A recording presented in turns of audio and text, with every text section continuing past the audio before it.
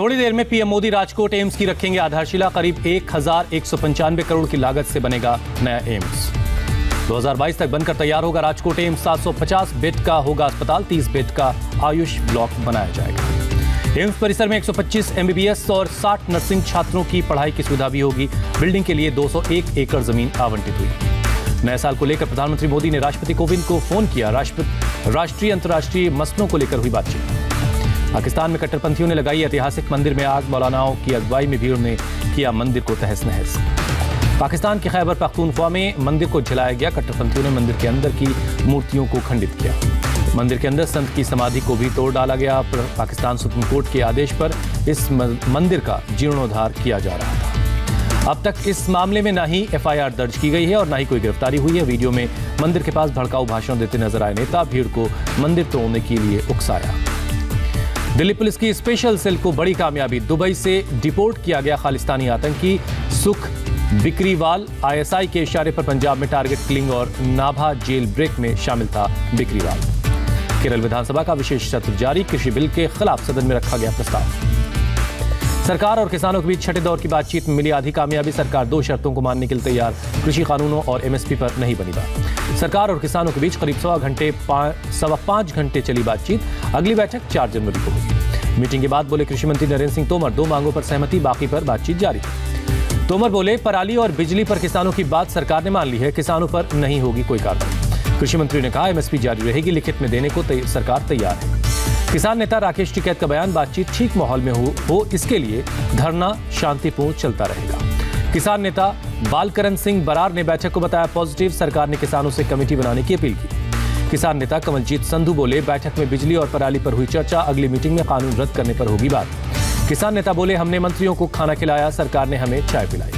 मोदी सरकार की lunch diplomacy. मंत्रियों ने भी किसानों के साथ लंगर खाया। किसानों के बीच ही कृषि मंत्री ने भी खाना खाया। लंच ब्रेक से पहले किसानों और सरकार के बीच तीनों कानूनों को रद्द करने पर बात हुई। एमएसपी और पर कानून बनाने को लेकर हुई चर्चा।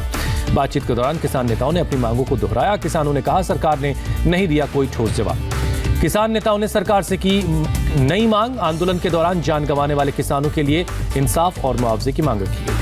आंदोलनकारी किसानों को नक्सली और खालिस्तानी कहने पर रक्षा मंत्री का बयान, हम अन्नदाता का सम्मान करते हैं, ऐसे आरोप नहीं लगाए जाने चाहिए। रक्षा मंत्री ने कहा किसान आंदोलन देश का आंतरिक मामला, कोई भी देश इस पर बयानबाजी से बचे। राजनाथ सिंह ने कहा किसानों को नुकसान हो, सरकार ऐसा कुछ नहीं करेगी। किसान खुशहाल तभी देश समृद्ध होगा। राजनाथ ने कहा मोदी सरकार संवेदनशील सरकार। किसानों के आंदोलन से पीएम मोदी दुखी, जल्द निकलेगा कोई समाधान। किसान आंदोलन पर पूर्व मंत्री हुकुमदेव नारायण यादव का सवाल, क्या आंदोलन करने वाले किसानों ने असली भारत देखा है? हुकुमदेव नारायण यादव बोले देश सेवा वाले किसान हिंसा नहीं कर सकते, भोले भाले किसानों को ठगना आसान नहीं। हुकुमदेव नारायण यादव ने किसानों को बहकाने का आरोप लगाया। कहा लोग रूप बदलकर किसानों के बीच आते हैं। राहुल गांधी ने फिर पीएम मोदी पर किया हमला। कहा 23 खरब से ज्यादा रुपए का कर्ज इस साल मोदी ने कुछ उद्योगपतियों को माफ किया। कोविड के मुश्किल वक्त में 11 करोड़ परिवारों को 20-20 हजार रुपए दिए जा सकते थे। समाजवादी पार्टी के नेता अखिलेश यादव का दावा। कहा बीजेपी कार्यकर्ता भी कानून रद्द करने के समर्थन में। एसोचैम के प्रेसिडेंट ने पंजाब के मुख्यमंत्री को लिखा खत। कहा आंदोलन में राष्ट्रीय संपत्ति को हो रहा है नुकसान। 9 देशों को आकाश मिसाइल सिस्टम भेजेगा भारत। केंद्रीय कैबिनेट ने दी मंजूरी। केंद्रीय कैबिनेट ने 3 लाख रोजगार पैदा करने वाली योजना को मंजूरी दी। करीब 7,800 करोड़ की है योजना। पारादीप पोर्ट में बनेगा आधुनिक और विश्व स्तरीय डॉकयार्ड। 3,000 करोड़ की लागत आएगी। केंद्रीय मंत्री प्रकाश जावड़ेकर बोले देश में बन रहे 2 ट्रेड कॉरिडोर में एक्सप्रेसवे, बंदरगाह, रेलवे और एयरपोर्ट भी शामिल है। सरकार ने फर्स्ट जनरेशन एथनॉल बनाने की योजना को मंजूरी दी। देश में 684 करोड़ लीटर एथनॉल बनाने की क्षमता है। एस्टोनिया, पैराग्वे और डोमिनिकन रिपब्लिक में खुलेंगे भारतीय दूतावास। कैबिनेट की मंजूरी। भारत और भूटान के बीच आंतरिक क्षेत्र में सहयोग के लिए MOU साइन हुआ। संयुक्त कार्यकारी समूह का होगा गठन। ओवैसी के लव जिहाद कानून वाले बयान पर भड़के मोहसिन रजा। कहा उनके पूर्वजों ने देश बांटा था। यूपी के महोबा में गाय बचाओ किसान बचाओ पदयात्रा निकाल रहे कांग्रेस कार्यकर्ताओं पर लाठीचार्ज। धारा 144 के बावजूद बिना इजाजत निकाली जा रही थी पदयात्रा। तेलंगाना में टीआरएस और बीजेपी कार्यकर्ता भिड़े। पास ही चल रही थी मंत्री कोप्पुला ईश्वर की रैली। केरल के तिरुवनंतपुरम में दंपति आत्मदाह के मामले में बीजेपी ने किया विरोध प्रदर्शन। विवादित जमीन से बेदखल करने पर खुद को लगा ली थी आग। मंगलवार को ही मौत। सुबोध कुमार जायसवाल होंगे सीआईएसएफ के अगले DG. Appointments committee of cabinet ने मंजूरी दी। राजधानी दिल्ली में नए साल के जश्न पर कोरोना की पाबंदी। आज और कल रहेगा नाइट कर्फ्यू। भीड़ जमा करने पर पाबंदी है। आज दिल्ली के राजीव चौक मेट्रो स्टेशन में रात 9 बजे के बाद एग्जिट पर बैन, भीड़ की वजह से लिया गया फैसला। नए साल पर दिल्ली पुलिस ने किए कड़े इंतजाम। रात 8 बजे के बाद कनॉट प्लेस में गाड़ियों को पास कार्ड से मिलेगी एंट्री। मुंबई में आज रात 11 बजे से सुबह 6 बजे तक नाइट कर्फ्यू लगेगा। भीड़ भाड़ वाले इलाकों में धारा 144 लागू रहेगी। रेस्तरां, बार, बीच और बोट पर पार्टी करने पर भी रोक है। कर्नाटक में भी नए साल के जश्न को लेकर पाबंदी। आज रात 12 बजे से सुबह 6 बजे तक धारा 144 लागू। सार्वजनिक जगहों पर भीड़ लगाना गैर कानूनी। नए साल के मौके पर कोरोना के खतरे के मद्देनजर केरल में सार्वजनिक समारोह पर रोक। सरकार ने जारी किया आदेश। आज रात सभी समारोह 10 बजे तक खत्म कर दिए जाने के निर्देश। गोवा में नए साल के जश्न को लेकर गाइडलाइंस जारी हुई। सैलानियों को प्रोटोकॉल का करना होगा पालन। मास्क लगाना और सोशल डिस्टेंसिंग का पालन करना अनिवार्य होगा।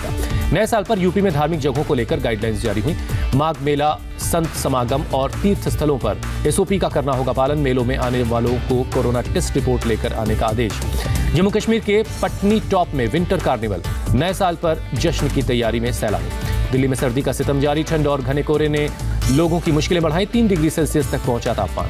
राजस्थान में माउंट आबू में ठंड का प्रचंड प्रहार जारी। -4 डिग्री पहुंचा पारा। पेड़ पौधों पर जमी ओस की बूंदें। देश में कोरोना के मामलों में कमी की बरकरार। एक दिन में महज 21,821 नए केस रिपोर्ट हुए। 299 लोगों की जान गई।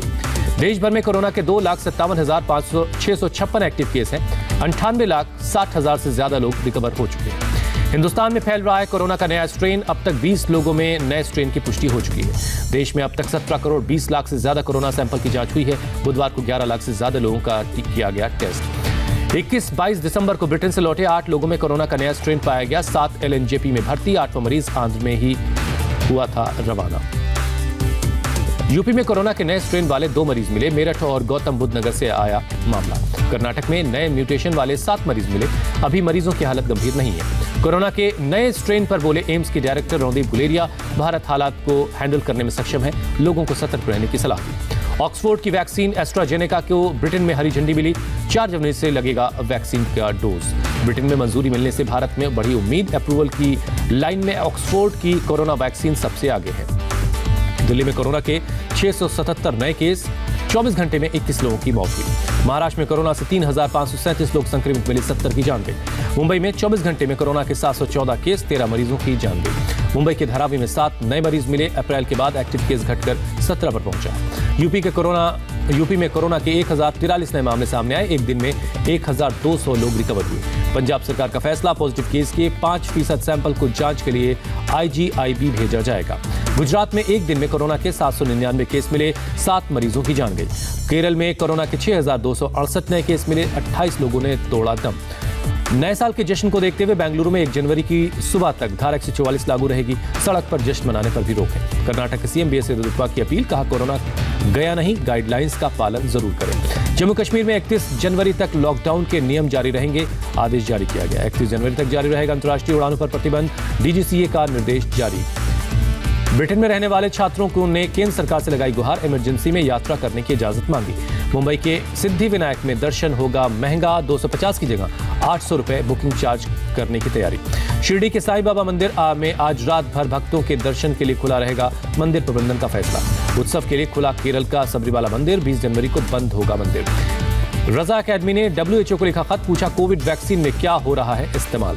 जम्मू कश्मीर में पुलिस की नेक पहल। पुंछ में जरूरतमंदों में मास्क, ऑक्सीमीटर और डिजिटल थर्मामीटर बांटे गए। दुनिया में कोरोना के 8 करोड़ 28 लाख के करीब केस हैं। मौत का आंकड़ा 18 लाख के पार जा चुका है। ब्रिटेन में कोरोना केस में बढ़ोतरी जारी। एक दिन में फिर सामने आए 50,000 से ज्यादा केस। अमेरिका में फाइजर वैक्सीन पर सवाल। फाइजर वैक्सीन लेने वाली नर्स 1 हफ्ते बाद मिली कोरोना पॉजिटिव। कोहिमा में सुरक्षा बलों को मिली बड़ी कामयाबी। मणिपुर में KIA के कैडर को हथियार और विस्फोटक से किया गया गिरफ्तार। प्रयागराज में प्रशासन ने बाहुबली नेता अतीक अहमद के शूटर आशिक के अवैध निर्माण को गिराया। बुलडोजर के जरिए ध्वस्त किया गया। लखनऊ में प्रशासन ने 1500 करोड़ रुपए की जमीन खाली करवाई। गोमती नदी के किनारे बिल्डरों ने किया था कब्जा। नोएडा में संगठित अपराधियों की 100 करोड़ की संपत्ति कुर्क। 244 बदमाशों को मुठभेड़ के बाद गिरफ्तार किया गया। महिला सुरक्षा को लेकर नोएडा प्रशासन की पहल। 16,000 CCTV कैमरे लगाए जाएंगे। महिला सुरक्षा के लिए सेफ्टी ऐप लॉन्च किया जाएगा। महाराष्ट्र के बीड में पंचायत का अजीबोगरीब फरमान। गैंगरेप पीड़िता को गांव छोड़ने का आदेश दिया गया। पंचायत के फैसले पर के बाद बवाल। शिकायत मिलने के बाद मामले की जांच में जुटी है पुलिस। कोर्ट ने कुछ साल पहले की वारदात में आरोपियों को सुनाई है उम्र कैद की सजा। रोहतक हॉरर किलिंग के मामले में पुलिस ने लड़की के चाचा चाची समेत 4 आरोपियों को गिरफ्तार किया। फायरिंग में लड़की समेत 2 लोगों की हुई थी मौत। लड़की का प्रेमी जख्मी है। प्रेमी से कोर्ट मैरिज करने जा रही थी लड़की। पति से अनबन के बाद अलग रह रही थी। चाचा ने सहमति के बहाने धोखे से बुलाकर हत्या कर दी। कानपुर में पुलिस ने सट्टेबाजों के बड़े गैंग का भंडाफोड़ किया। 2 करोड़ से ज्यादा कैश और 1 किलो चरस बरामद हुई। पुलिस ने 4 सट्टेबाजों को गिरफ्तार किया। टीम इंडिया को तीसरे टेस्ट से पहले झटका। भारत ऑस्ट्रेलिया सीरीज से बाहर हुए तेज गेंदबाज उमेश यादव भारत लौट रहे हैं। उमेश। ऑस्ट्रेलिया और भारतीय महिला क्रिकेट टीम के बीच स्थगित हुई Commonwealth bank series. 3 T20 match शामिल करने के लिए दौरे का विस्तार करने पर भी विचार।